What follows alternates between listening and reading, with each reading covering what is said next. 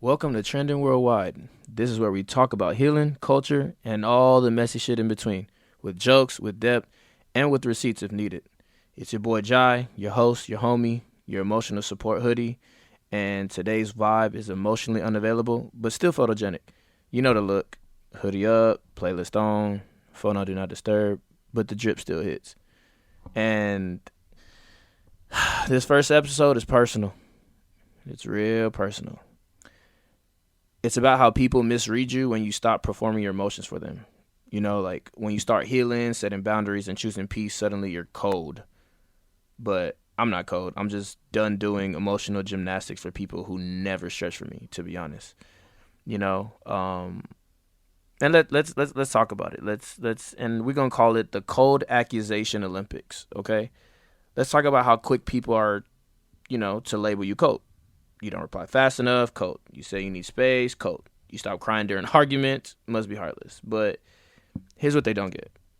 Healing doesn't always look warm. Sometimes it looks like silence, like not reacting, like choosing not to spiral just because someone wants a performance. Like I used to over explain everything. Every single detail, every mood, every pause, every shift in tone, just to make someone else feel safe. Meanwhile, it would be draining.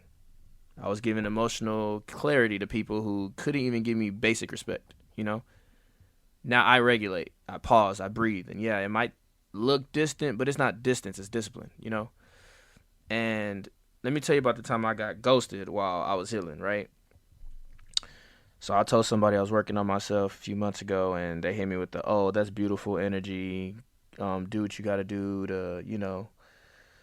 to heal up. If you need anything, I'm here. Then they vanished like they owed me money. Which, like, to be honest, I didn't really care, but it's just the principle. And it's like, all right, whatever. It is what it is. That's when I realized people love the idea of your healing. They love the aesthetic, the journal, the candles, the soft voice. But when healing means they don't get instant access to your emotions, they dip. How I personally feel about it, like, healing is not a fucking group project. You don't get extra credit for watching me cry. You don't get a front row seat just because you said I support you. Support looks like patience. It looks like respecting the boundary, not testing it. You feel me? And let's be real. Certain people get labeled cold way faster than others. Women who set boundaries, cold. People who regulate their emotions, cold. Men who choose to, they choose to be soft over stoicism, cold. Meanwhile, your man's disappears for 3 weeks and comes back like nothing happened, talking about I was going through something. It's like, nah, bro. You was literally out last weekend. You was literally out for brunch, drinking some mimosa towers. Come on, bro. Like, it is what it is. You feel me? But it's whatever. We live in a culture that rewards chaos and punishes clarity. That's one thing for sure. If you're not dramatic, you're disposable. If you're not reactive, you're unreadable. But some of us were raised on survival, not softness. You feel me? So when we finally start healing, it looks like detachment. It looks like not engaging. And that scares people who only know love as intensity. So if you're trying to heal and not get labeled cold, this is what I feel is your starter pack. You get a journal that you only write in when you're spiraling. That way, all the emotions in that journal is everything you're feeling in that moment. You release it on paper and you feel at ease. It's a little weight off your shoulders. Not all of it, but some because you let it out. Making a playlist called Don't Text Them Back. And I don't know what song would be on there. Don't Matter by Akon. You're going to sing it, but it's relatable, right? Having 3 friends, at least 3 friends who gas you up even when you're wrong. They know what you're going through. They're not going to argue with somebody that's going through their own personal healing. Like, come on now. That'll just defeat the purpose. You're just going to end up being in that category to where you're automatically getting cut off. So don't do it. And having a boundary that you actually enforce even when it's uncomfortable. Healing is not cute. It's actually not supposed to be cute. It's not aesthetic. It doesn't look good. It's crying in the shower while your playlist shuffles between SZA and DMX. It's blocking someone, then unblocking them just to see if they posted anything sad. It's growth, but make it petty. You feel me? Like, that's just how it is.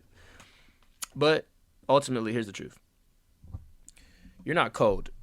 You're just tired of being the one trying. And if someone misreads your silence, that's on them. Right? Right. But you also don't owe anyone a performance either. You owe yourself peace. And if that peace looks like not replying to it, what you doing text at 2 a.m., you're doing phenomenally.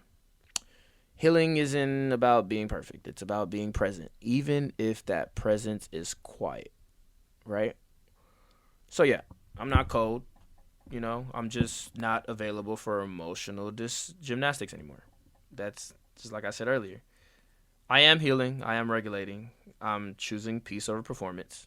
I don't feel the need to have to show anybody how I feel. You ask depending on who you are. If I have to explain myself, I don't like explaining myself, but it just depends on who it is. If I feel like you'll use it against me at one point, I'm just not going to be open, and that's fine. And if that makes me cold, then I'm Antarctica. I ain't gonna lie. But at least I'm not melting for people who never brought a coat. You feel me? So, yeah, I mean, that's pretty much the gist of it, to be honest. If you're healing, I see you. If you're cold, I still see you. Just don't text your ex. Not tonight. But this is Trending Worldwide. And again, it's your boy Jiren, your host, your homie, and your emotional support hoodie. Peace.